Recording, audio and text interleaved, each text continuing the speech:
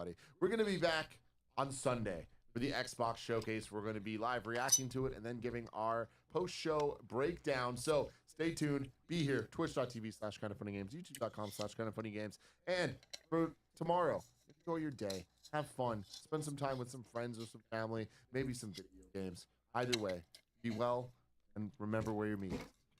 See him. Don't lose him.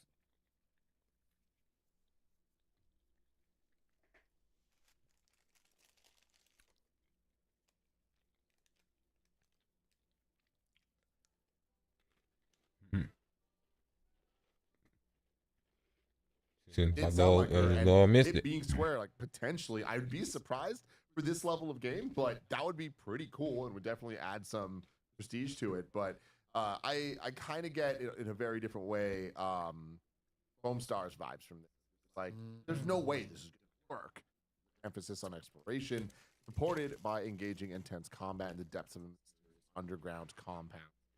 Just in case my notes were confused. Section 9 was the dev Epic is publishing. Looks cool. This I wrote that in my notes. Just looks cool. Yeah.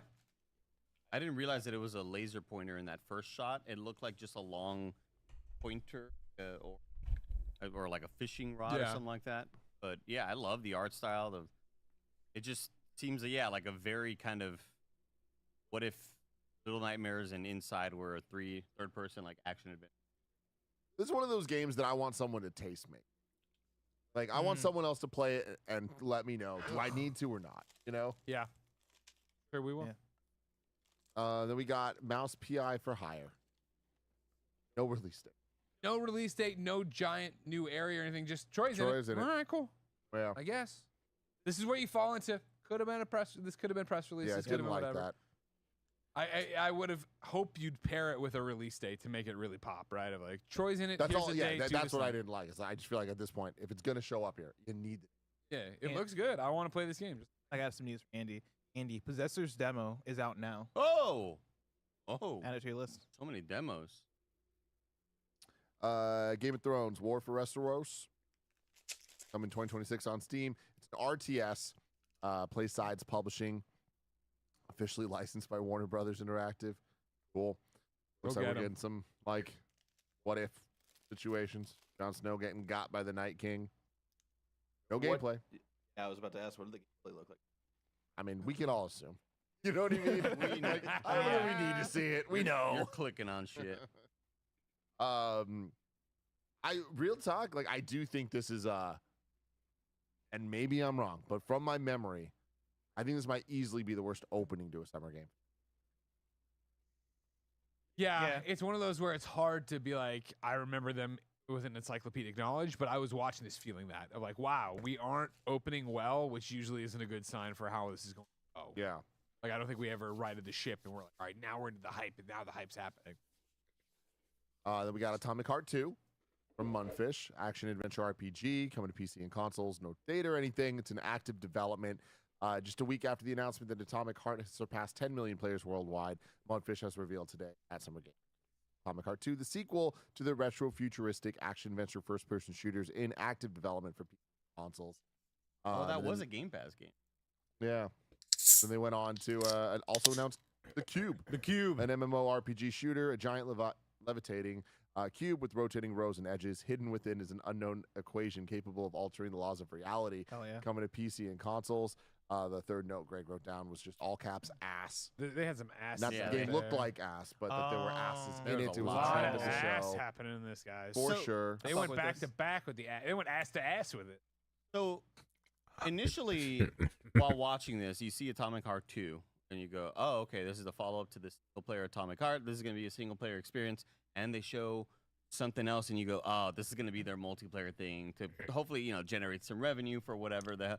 But then they said MMORPG first-person shooter. I'm like, oh, shit, it's like a shared world. Like a Destiny? Is it like a Destiny or Division type deal? On a roof? Yeah, the Cube. Yeah. The Cube is an MMORPG shooter, a giant levitating cube with rotating rows and edges. That is a crazy idea. Hidden within is an unknown equation capable of altering the laws of reality. And they said it's in the Atomic Universe. So the same universe as Atomic. Which, again, leads me to questions of what the fuck is up with Atomic Heart? Like, was that game that It hit successful? so hard with an audience that they're like, we're doing everything. 10 million around players this. worldwide. Good for them. I The wouldn't have cube- known. The cube Yeah. blends tactical combat, deep RPG progression, and chaotic exploration, all powered by Mundfish's proprietary split rendering tech that motion in multiplayer worlds. This is like a put up or shut up. for Cuz rating. playing It's like, Detroit we've right been now. Asking for another division type Yeah. thing Yeah. for a while. Another And this one's Destiny got exists. but sorry. ass. Gotta ask for days. Moon. I can't. Then next up, we had Marvel Cosmic Invasion. 2 new characters announced: Rocket Raccoon and Yes. She-Hulk. Both look great. This One of- game looks awesome. One of the highlights of this presentation for me, where again, I'm not the beat 'em up guy, but like I love this IP and world enough that I'm gonna get in there with Cap and She-Hulk and whoever and fuck around. Again, you won't give me another Ultimate Alliance. This will have to do. And for me, I've said this so much, especially last year when the Marvel vs. Capcom collection came out, but there's just something so perfect about the not just look, but the soundtracks and sound effects and voice lines and stuff of the 90s Marvel fighting games. And I love that they're taking that.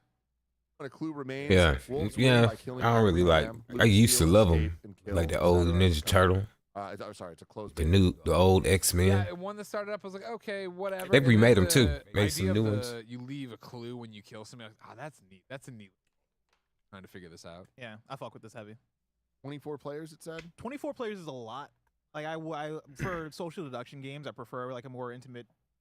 You know what I mean? So like, I want to see how they balance that. Like I think with the clue system, I could see it being a thing of all right, it's 12v12. Like it really is more about the chase to take people out and collect the clues to win for your team. But I feel like that gets a little bit away from like the all right, know the strategies of the players that you're playing with kind of thing. But I like it. It's unique. It's interesting. I'd like to play more. Andy, Or I any. got glare on that Or any. blue name. What's that blue name in the chat? Athram. Athram. Athram says OST by Yoko Shimomura for sure. Sounded like her. It definitely did sound like her. Yeah. And it being Square, like potentially, I'd be surprised for this level of game, but that would be pretty cool and would definitely add some prestige to it. But I kind of get in a very different way Foam Stars vibes from this. Like, there's no way this is gonna work. Even if it's a cool idea, even if it's a good game, like seems a little. You should expand to 24 players when you got confidence. Yeah. Start off with 8-player lobbies. Who developed the Death Note game, the social deduction one we did the stream? I don't know. Because this kind of gives me That was a cool one, hints though. of that. Yeah, Death Note made a game. that let me know. That was a Bandai Namco one.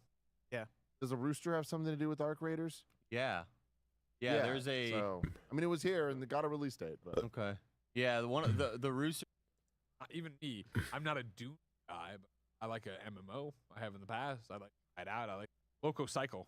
Fucking awesome and like good for them for making something that looks this dope. I think Oh, this is yeah. the one where Jeff said a solo dev made this with 9 of his friends. It was just like a very weird wait. Well, they What does ordered that mean? pizza and stuff.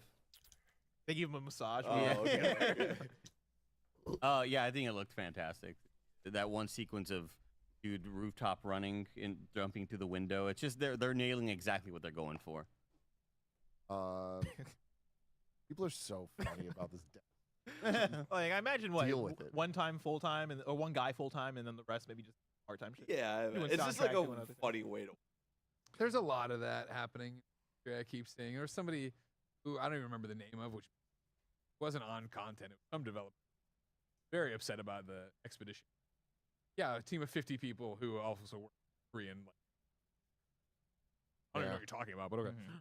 I mean, we start every episode that we do. We're a small 11-person team, and it's like, well, plus Cameron Kennedy and Carter Harrell and Campfire Design. I say contractors around the world. When that comes I know. I'm just saying. It's I just know like you it. It's just it is. How do you want to slice that? Scott Pilgrim dice it. EX, dude.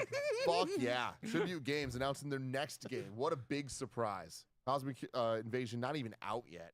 They're already on the next one, and it's a sequel to the Scott Pilgrim storyline. Fuck yeah. Brian Lee O'Malley. Yep. Hell Come on. yeah, man. Come on. Gooch.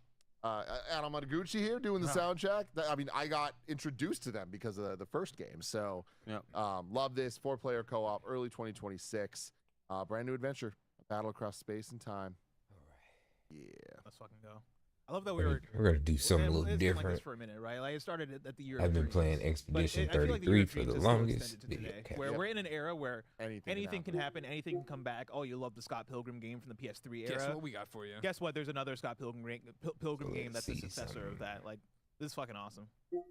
Gentlemen, I'm being deployed to LA to go play a lot of these games and report on them next week with y'all. So I want you to have a great time playing the Switch, playing Lies of P, having a good time on So you can Saturday. hear I'm me. excited to see what you do with this Xbox thing because I'll be seeing a bunch of games redacted from stuff over there. A lot of things are happening, everybody. That's a wrap on Greg Miller. Wrap on Greg Wow. Miller, everybody. I know your Princess Di is leaving, but I encourage you to keep watching this, all right? Yeah. You just never know what he's gonna say. He's Prince Charles. You're Camilla. You're one of the boys. Okay. Have fun.